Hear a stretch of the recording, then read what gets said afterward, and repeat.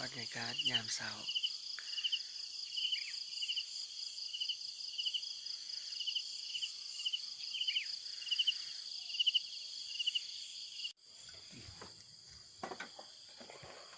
เนี่ยปิ้งเค้กอ่ะ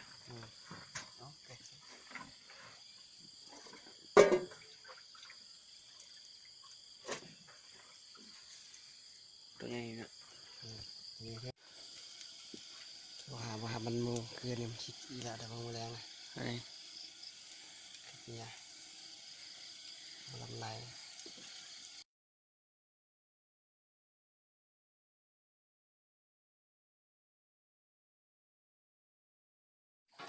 ได้ไปเลยเอ้ยไปได้เขาน่ะออกเดินทาง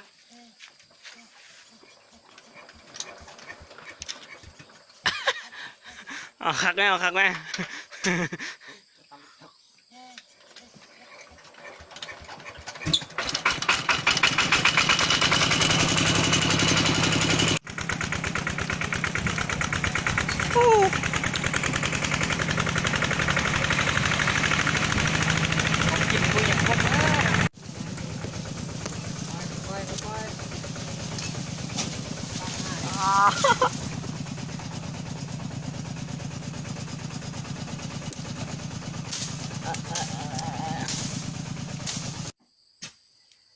คนตูนวะ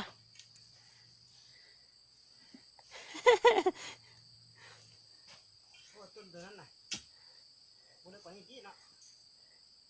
มันเห็ดคอยของแซ่บอีสานบ้านเฮาเลยเนี่ยเพียเอาแดกก็ไปหาสวมมาเองแซ่บบ่ไล่วะบ่ไล่เลยบ่ไล่สอง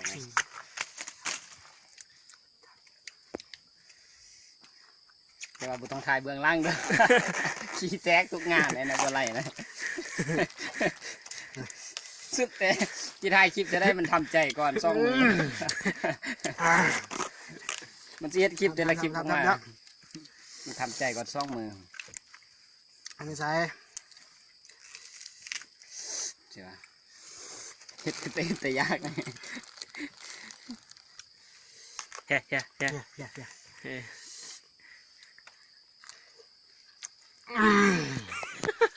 คือแล้ว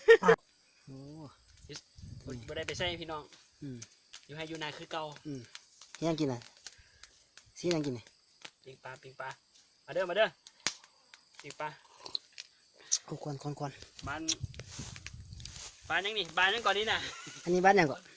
บ้านไฮมาพลโอ้ปิ้งตัวเดียวก็พออย่างเงี้ยตัวใหญ่เนี่ยโอ้จักตัวได้ตัวได้ตัวเติบได้นี่ปูไปยังกัน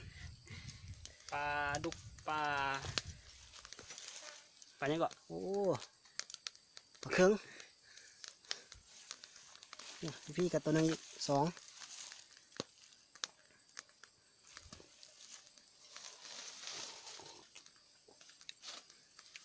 มาเด้อกินน้ำกัน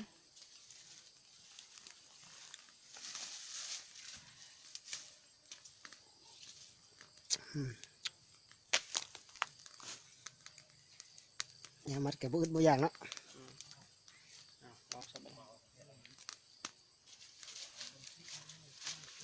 นั่นแหละโอ้นั่นแหละแข็งแห้งสุดนะ